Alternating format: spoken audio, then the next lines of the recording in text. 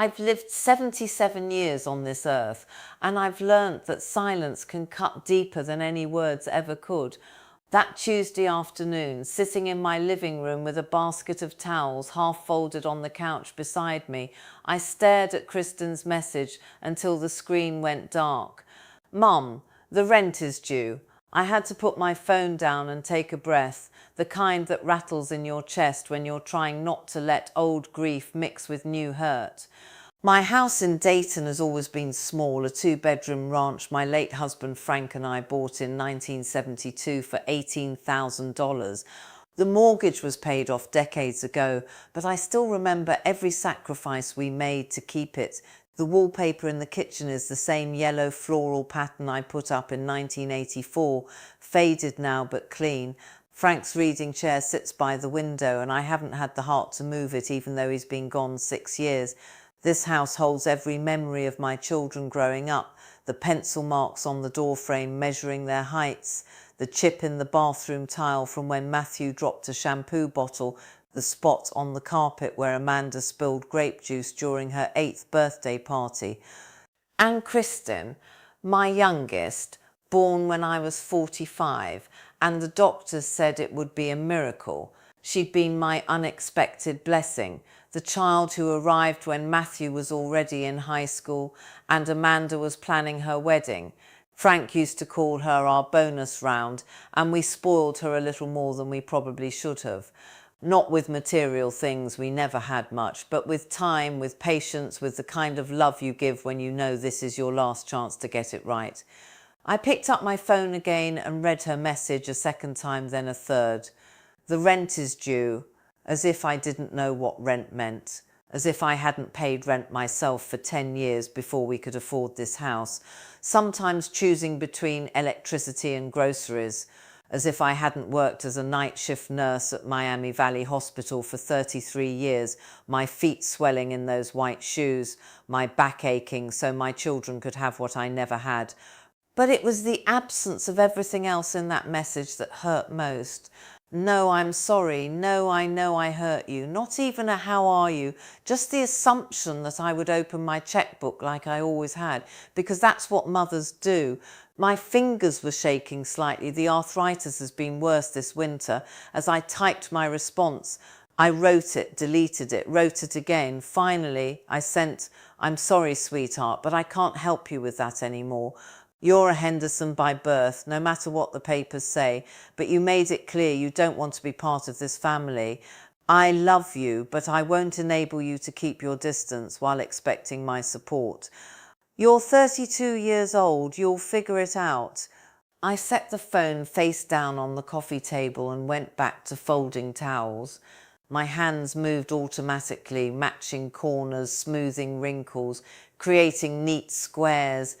It's what I do when I need to think. It's what I did the day Frank died, and the day I buried my own mother, and the day Matthew called to say his marriage was ending. The name change had happened 6 weeks ago.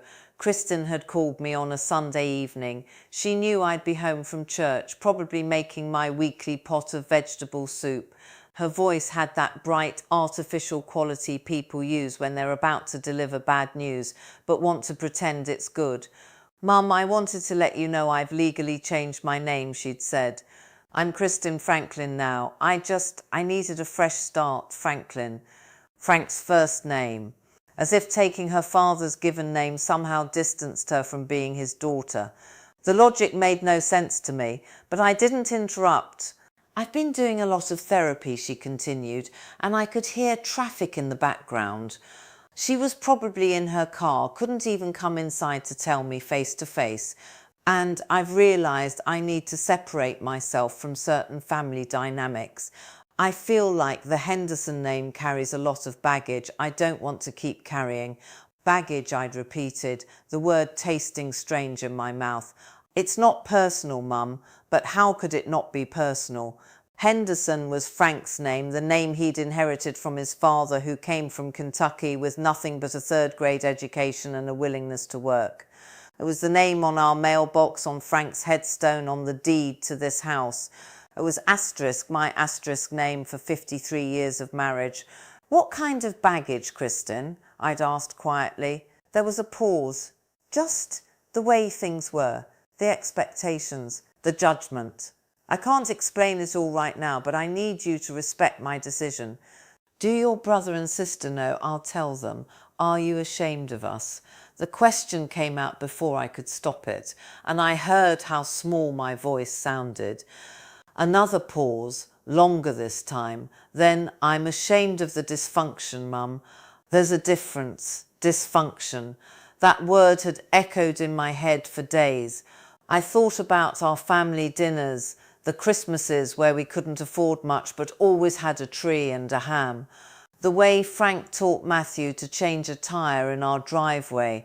The time Amanda had her heart broken by that boy from her biology class and I sat with her until 3 in the morning, just listening. The Sunday afternoons after Frank died, when all 3 kids came over and we play cards and eat leftovers and laugh until my sides hurt. Was that dysfunction, or was it just the normal mess of people trying their best? I hadn't yelled at her that day. I'd simply said, all right, Kristin, if that's what you need to do. And then I'd ended the call and sat in Frank's chair by the window until the soup burned on the stove. The next morning I'd called Bank of America and cancelled the credit card I'd been paying for her since she graduated from Wright State University 10 years ago.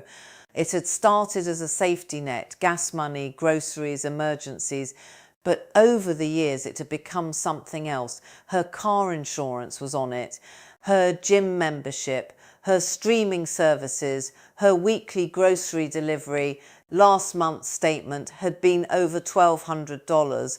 I didn't do it out of spite. I'm not wired that way, never have been. My faith taught me that vengeance belongs to the Lord, not to broken-hearted mothers. But I also knew that sometimes love means letting people face the consequences of their choices. If Kristin wanted independence from the Henderson family, then she could have it fully. Now, 32 days later, here we were. My phone buzzed almost immediately. Then again and again. I didn't look. I finished folding the towels, put them in the linen closet and made myself a cup of tea. Chamomile, the way I always do in the late afternoon. Through the kitchen window I could see Mrs. Patterson next door putting out her recycling bin. She waved and I waved back, normal life continuing. It was almost an hour before I checked my phone. 7 messages from Kristin. Are you serious right now? Mum, I can't believe you're doing this. You know I can't afford my rent without help. This is so typical. You're really going to let me get evicted? I changed my name. It's not that deep. Call me. I read them all twice, then set the phone down again. My heart was pounding in a way that worried me. Dr. Ken had warned me about stress and my blood pressure, but I also felt something unexpected. Relief maybe, or clarity. For the first time in weeks I'd set a boundary and the sky hadn't fallen. That evening Matthew called. He's 49 now, living in Columbus with his second wife and her 2 teenagers. He works in IT for an insurance company, practical and logical like his father. Mum, Kristin called me crying, he said without preamble. What's going on? I told him everything. The name change, my response, the rent message. He was quiet for a long time. Jesus, Mum, she really said she was ashamed of the family. Her exact words were that she felt ashamed of the dysfunction. Dysfunction, he laughed, but it wasn't a happy sound. We weren't the Waltons, but we weren't dysfunctional. Dad worked himself to death at that factory. You worked nights so you could be home during the day. We had food, we had a roof, we had parents who gave a damn. What the hell is she talking about? I don't know, sweetheart. I truly don't. You did the right thing, Matthew said firmly. She's 32 years old, Mum. If she wants to play grown up and reject the family, she can pay her own bills. I love my sister, but this is ridiculous. After we hung up, I sat in the gathering darkness of my living room, not bothering to turn on the lamp. Amanda called next. She'd talked to Matthew. She was more sympathetic to Kristin, which didn't surprise me. Amanda has always been the peacemaker, the one who smooths things over. I think Kristen's going through something, Amanda said carefully. Maybe this therapy is bringing up old stuff. What old stuff? I asked. Amanda, I know we weren't perfect, but we loved you children. We did our best. I know, Mum, I know you did, she paused. But maybe Kristen experienced things differently than Matthew and me. She was so much younger. And after Dad died, after your father died, what? Nothing. I think you should maybe hear her out, let her explain. She's had 6 weeks to explain, honey. She hasn't wanted to talk, she just wanted money. Amanda sighed. You're right, I know you're right. I just hate seeing the family like this. That night I couldn't sleep. I lay in bed staring at the ceiling, thinking about the daughter I'd brought into the world at an age when most women were planning for grandchildren. Kristen had been colicky as a baby, clingy as a toddler, anxious as a teenager. She'd needed me more than the other two ever had, and I'd given everything I had left to give. When had it stopped being enough? Around 2 in the morning, my phone lit up with a new message. Not from Kristen this time, from a number I didn't recognise. Mrs. Henderson, this is Veronica, Kristen's roommate. I think you should know that Kristen hasn't just been struggling with rent. She lost her job 3 weeks ago. She didn't want to tell you. I thought you should know before things get worse. I sat up in bed, my heart racing. Lost her job. Kristen worked as a marketing coordinator for a startup downtown, or at least I thought she did.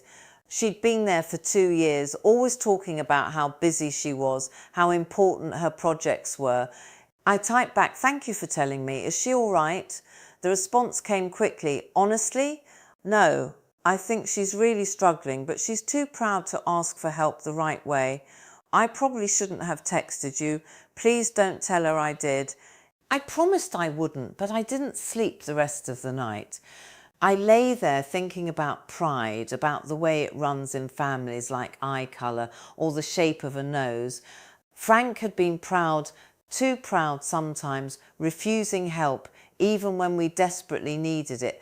And me, I'd been proud too, in my own way, proud of making it work, of never asking for handouts, of surviving. Had I taught my daughter that asking for help was weakness, that needing someone meant failure?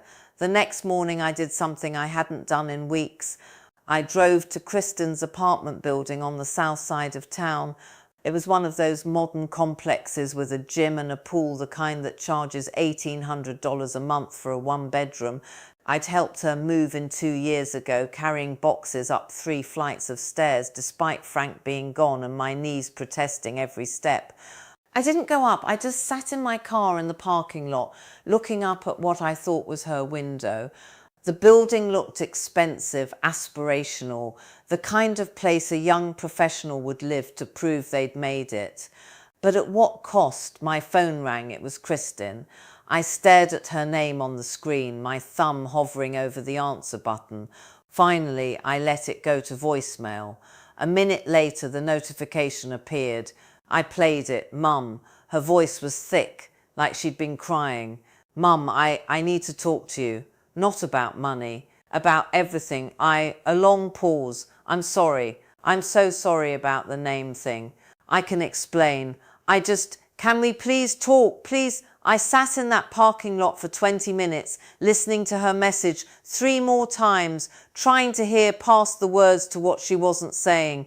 And then I started my car and drove home because I wasn't ready yet. Not quite yet. Because sometimes the most loving thing a mother can do is wait for her child to be truly ready to come home, not just desperate enough to pretend. 3 days passed before I finally called Kristen back. 3 days of barely sleeping, of picking up the phone and setting it down again, of talking to Frank's photograph on my nightstand like he could somehow tell me what to do. On Friday morning, after my oatmeal and coffee, after I'd read my devotional and sat in the quiet for a long while, I dialed her number. She answered on the first ring, Mum, just that one word, and I could hear everything in it, relief, fear, exhaustion. I got your message, I said. You said you wanted to talk. Yes.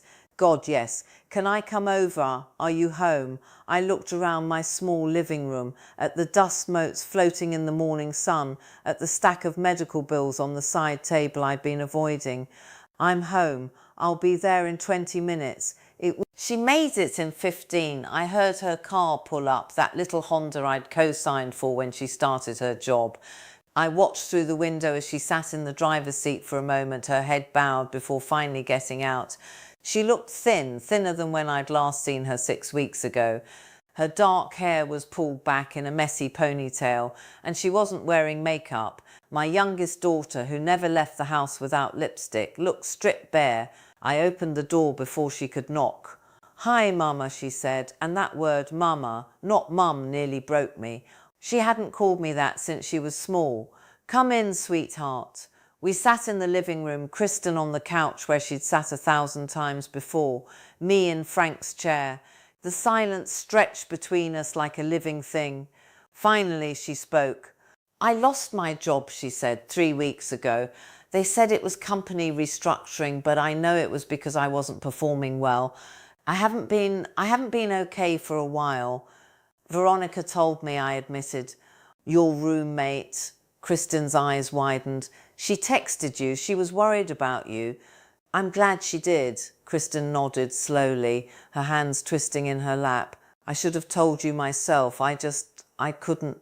After everything I said, after changing my name, I couldn't come back and ask for help. My pride wouldn't let me." "Henderson pride," I said quietly. "I know it well." She looked up at me, tears already streaming down her face. "That's just it, Mum. It's not about the name. It was never really about the name. Then what was it about?" What came next was the hardest conversation I'd had since Frank's funeral. Kristen told me everything about the therapist she'd been seeing for a year, about the depression she'd been hiding since college, about how she'd felt invisible growing up as the youngest, coming so long after Matthew and Amanda, how she'd felt like a burden, an accident, something her aging parents hadn't planned for and maybe hadn't wanted. "You and Dad were so tired," she said, her voice breaking. "I remember being 7 or 8 and wanting to show you a drawing I'd made, and you'd fallen asleep in Dad's chair because you'd worked a double shift. I remember Matthew's high school graduation, how happy everyone was, and I was just this little kid in the corner that nobody paid attention to. I remember Amanda's wedding, and Dad was so sick already and you were taking care of him, and I felt like I was in the way of everything important." Oh, Kristen. My own tears were falling now. "Baby, you were never in the way. You were our miracle." But I didn't feel like a miracle. I felt like a mistake that everyone was too polite to mention. She wiped her face with her sleeve. "And then Dad died when I was 26, and you were so strong about it, so composed, and I fell apart. I couldn't get out of bed for weeks. I missed work. I barely ate. And when I finally told you I was struggling, you said, 'I said you needed to be strong,'" I whispered, the memory flooding back. "I said your father wouldn't want to see you like that." "Yeah." She looked at me with such pain in her eyes. "And I knew you were grieving too, and you were dealing with it by being strong, by keeping busy, by taking care of everyone else. But I couldn't do that. I wasn't built like you and Matthew and Amanda. I was built like, I don't know, someone weaker." "You're not weak," I said firmly. "Depression isn't weakness." I was wrong to say what I said. I was wrong to think there was only one right way to grieve. Kristen took a shaky breath. "The name change, my therapist never told me to do that. That was all me. I thought if I could just separate myself from being a Henderson, from the expectations and the strength and the pride, maybe I could figure out who Kristen actually was without all that weight. But I did it in the worst possible way. I hurt you. I know I hurt you." I got up from Frank's chair and moved to the couch, sitting beside my daughter for the first time in weeks. I took her hand, so much like mine, thin and long-fingered, and held it tight. "You did hurt me," I said, "when you said you were ashamed of the family. It felt like you were ashamed of your father's memory, of everything we built of me. But I hurt you too, didn't I, by not seeing how much you were struggling, by expecting you to grieve like I did, to be strong like I was trying to be." You were doing your best, Kristen said. My best wasn't always what you needed. We sat there crying together, mother and daughter, all the words that should have been said years ago finally spilling out. She told me about the panic attacks, about the medication she'd started and stopped, about the credit card debt she'd been hiding that went beyond what I'd been paying. She told me about the apartment she couldn't afford but had rented anyway because it looked like success, about the friends who weren't really friends, about the loneliness that had become so familiar. She'd almost stopped noticing it, and I told her things I'd never said before, about how scared I'd been when I got pregnant at 45, about how exhausted Frank and I were, about how I sometimes worried we were too old to do it all again, but also about the joy, the unexpected, overwhelming joy of holding her for the first time, of watching her grow, of loving her so fiercely it frightened me. You were never a burden, I said. You were never a mistake. You were the best surprise of my entire life, Kristen. Your father used to say you kept us young, kept us hoping. When he was dying, you want to know what he talked about? You talked about making sure you'd be okay, making sure you knew how much he loved you. I wish he'd told me that himself, she whispered. So do I, sweetheart, so do I. The conversation stretched into afternoon. I made us lunch tomato soup and grilled cheese, the same thing I used to make when she stayed home sick from school. We ate at the kitchen table, and slowly, carefully, we started to rebuild something that had been cracking for years without either of us fully realizing it. I can't pay your rent, I told her honestly. I'm on a fixed income and my medical bills have been piling up. Dr. Chen wants me to have a procedure on my heart next month, and even with Medicare, the co-pays are more than I'd saved. Kristen's face went pale. Your heart? Mum, why didn't you tell anyone? Because I'm supposed to be the strong one, remember? I smiled sadly. I learnt that from my own mother. We Henderson women, we carry our burdens alone, but maybe that's something we need to stop teaching our daughters. What can I do? Kristen asked. How can I help? You can let me help you figure out a real plan, I said. Not just throwing money at the problem. You need to find a job, a less expensive apartment, maybe get back into therapy with someone who can really help, and you can let your brother and sister support you. Matthew and Amanda love you, even if they're angry right now. Matthew won't even take my calls. He will. Give him time. He was hurt too when you changed your name. You rejected all of us, honey, not just me. Kristen nodded, tears falling again. Can I ask you something? Anything. The name. If I wanted to change it back to Henderson, would that matter to you? I thought about it for a long moment. What matters to me is that you're healthy and honest with yourself. If being Kristen Franklin helps you heal, then be Kristen Franklin. If you want to be Kristen Henderson again, I'll be grateful. But either way, you're my daughter. That doesn't change with paperwork. I want to be a Henderson, she said quietly. I want to be part of this family. I was just so lost and I didn't know how to find my way back. Well, I said, squeezing her hand, you're here now. That's a start. Over the next 2 weeks, things changed slowly. Kristen moved out of the expensive apartment and into a small studio on the east side that cost half as much. Matthew came down from Columbus and the 3 siblings met for dinner at Amanda's house. It was awkward at first. Matthew was still angry. Amanda was overly cheerful, trying to smooth things over. But by the end of the night they were talking, really talking. Kristen found a part-time job at a coffee shop while she looked for work in her field. It wasn't what she'd hoped for at 32, but she showed up every day and I could see something in her starting to shift, a quiet determination that reminded me of Frank. She came over for dinner every Sunday, our old tradition reborn. She started opening up about her therapy, about the work she was doing to understand her depression and anxiety.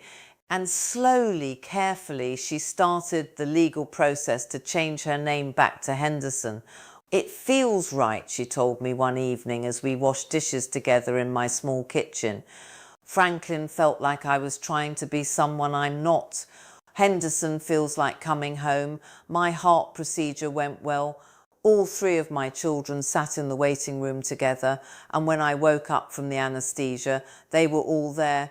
Kristin held my hand and told me she loved me, and I saw in her eyes that she meant it, not the automatic way people say it, but the deep, complicated, hard-won way.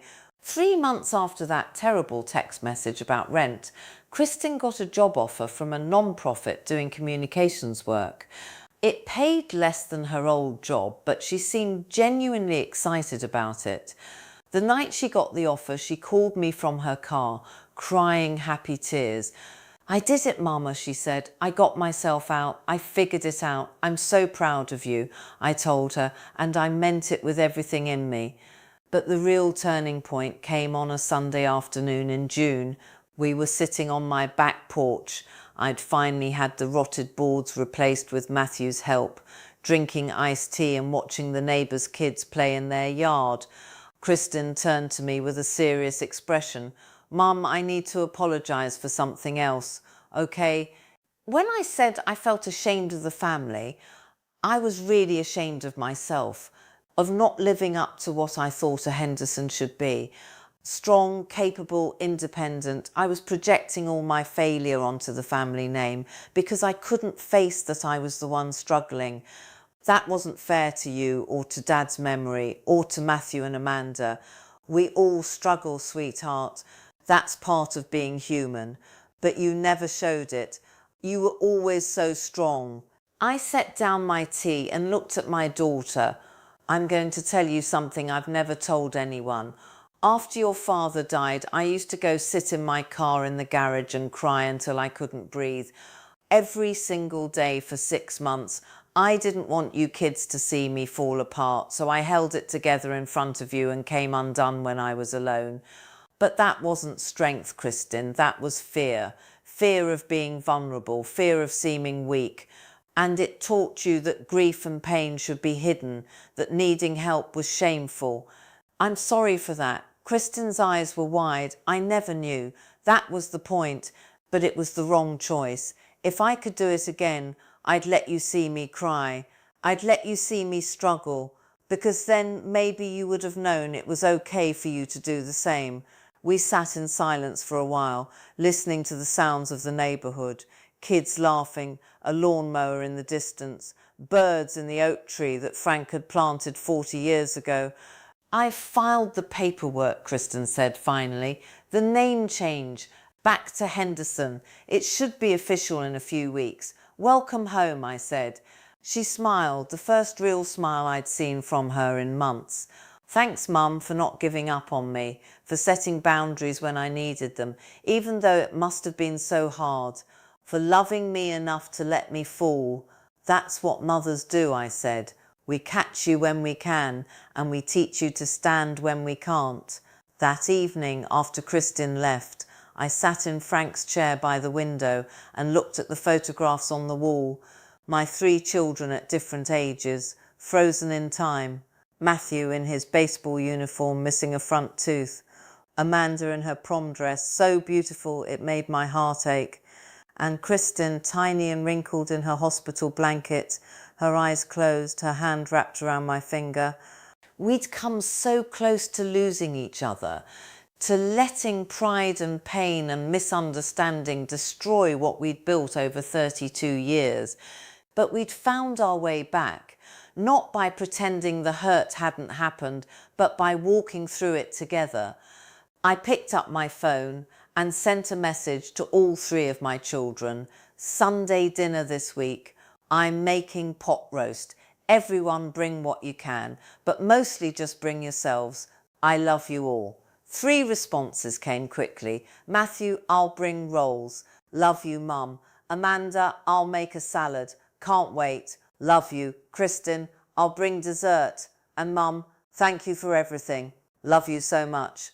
I set the phone down and looked out the window at the fading light. 77 years old, and I was still learning, still growing, still figuring out this complicated business of loving imperfect people in an imperfect world. Frank's voice echoed in my memory, something he used to say when the kids were small and the days were hard. "We're doing our best, Margaret, and our best is enough." Maybe he was right. Maybe our best, flawed and stumbling and full of mistakes, had been enough after all. Because here we were, still standing, still trying, still family, the Henderson family, broken and mended, scarred and stronger, learning that sometimes the greatest act of love is simply refusing to let go, even when letting go would be easier. Especially then, I closed my eyes and said a quiet prayer of thanks for second chances, for honest conversations, for children who come home, even after they've run away, for the grace that covers all our failings and the love that outlasts our pride. And in the gathering darkness of my small house in Ohio, surrounded by memories and hope for the future, I felt something I hadn't felt in months: peace.